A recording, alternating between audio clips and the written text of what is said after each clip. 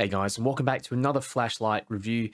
Today we're going to be looking at the Brinyte A02 Apollo, and this is a new keychain light from Brinyte that has a 125 lumen output and also an emergency strobe mode.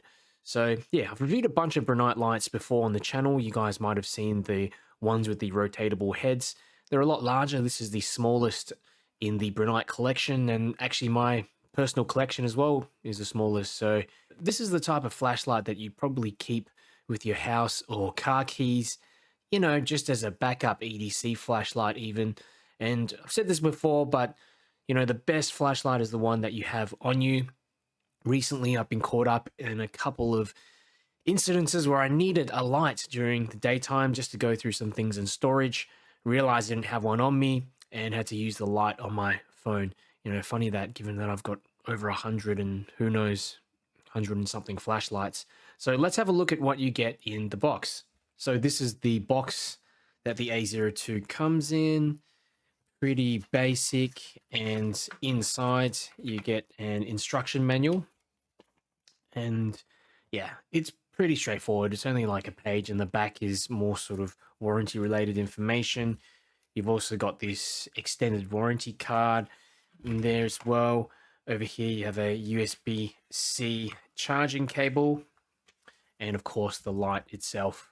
Here's a little side-by-side comparison of the A02 next to a few of my other smaller keychain flashlights, or just EDC flashlights. I've got the Nextorch K40 here, which has more of this tube style design, but as you can see, it's still significantly larger than the A02.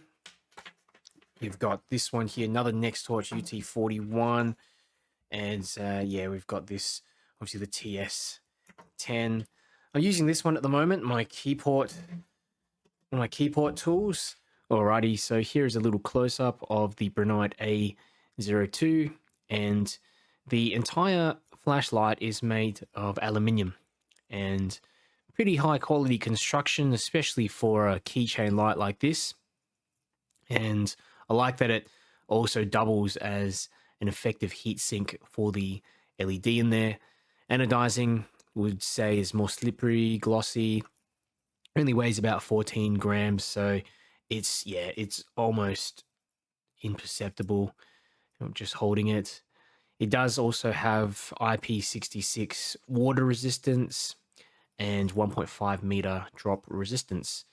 There is a recessed switch here on the side, and that is also made of aluminium. On the other side, you've got a USB-C charging port, and there is a little battery indicator as well next to the charging port.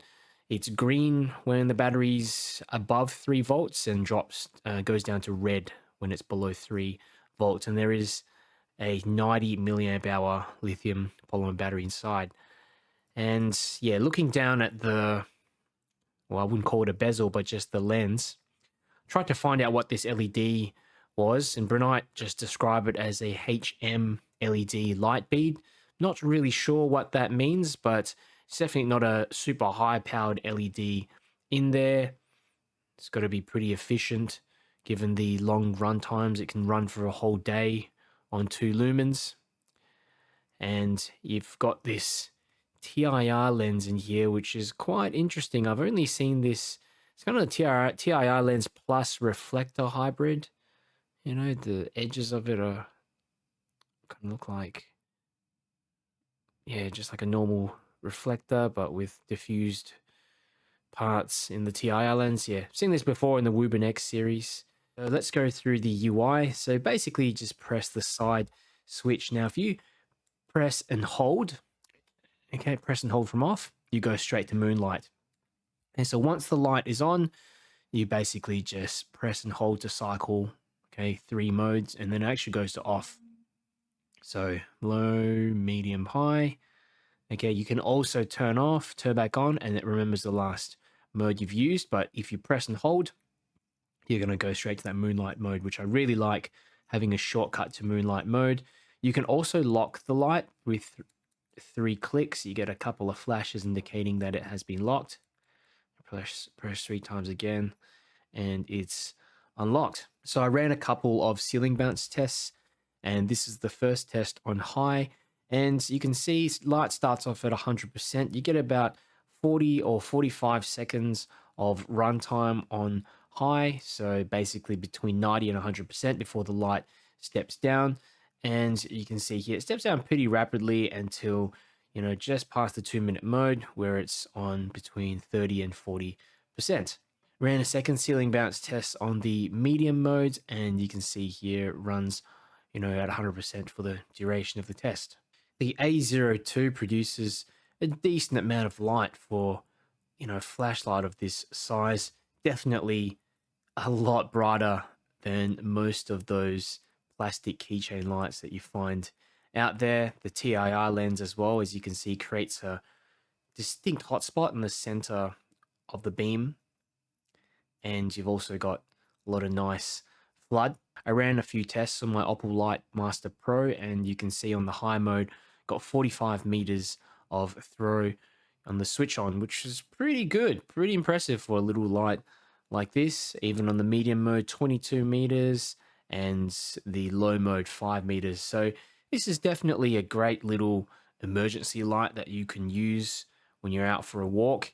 Now on the medium mode, it's only going to last you 100 minutes, and on the high mode, it will last you 60 minutes, so an hour. So it's definitely not going to, it's not going to be something that you can keep on for a long period of time unless you're using the lowest mode. So a bunch of considerations that you have to keep in mind.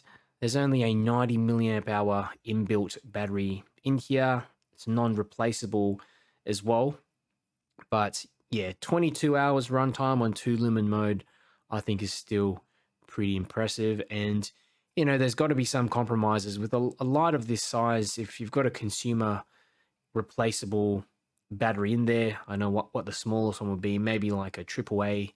Second consideration is that this light only produces 125 lumens, so it's definitely not the brightest flashlight that I have. But yeah, that's not the point. The third consideration is that compared to a lot of those other keychain lights out there, standard plastic ones that you find out in the market, this is, going to be a bit more pricey. But yeah, at the end of the day, you are paying for a better quality product. Plus, you do get a 3-year extended warranty with this light if anything happens.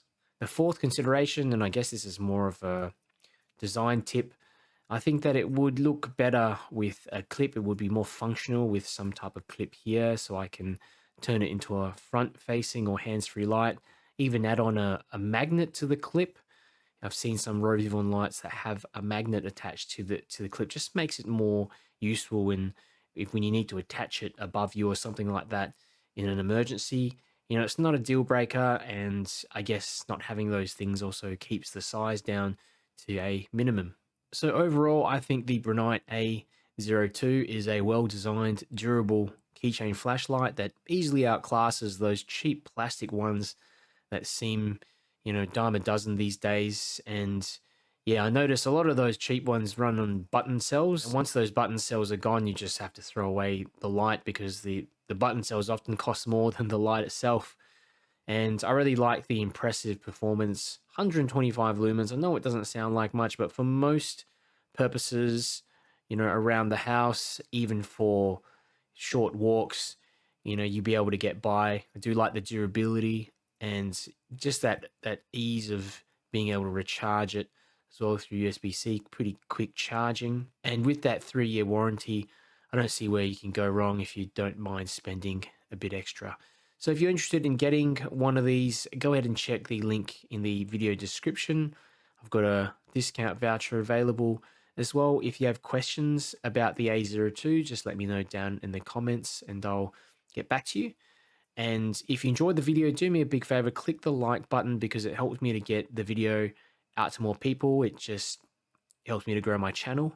And if you want to see more flashlight reviews and news, make sure you subscribe. Brinyte A02, and moonlight mode, you really can't see that at all on camera, but I can see it up ahead in the foreground. This is the second mode, so the medium mode, and this is actually pretty okay. I could I could use this as a general walking light, and there is already a fair bit of ambient light here. Okay, let's put it on the high mode. That's a lot better, and I love how there's a centralized hotspot as well. Take that away, and not bad for a little keychain light.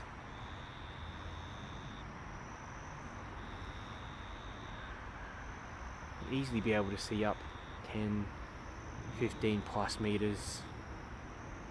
And also the spill I'm noticing is going all the way into my peripherals. So lots of spill in all directions. Medium, high. I'll go for a walk so you can see the beam profile a bit better.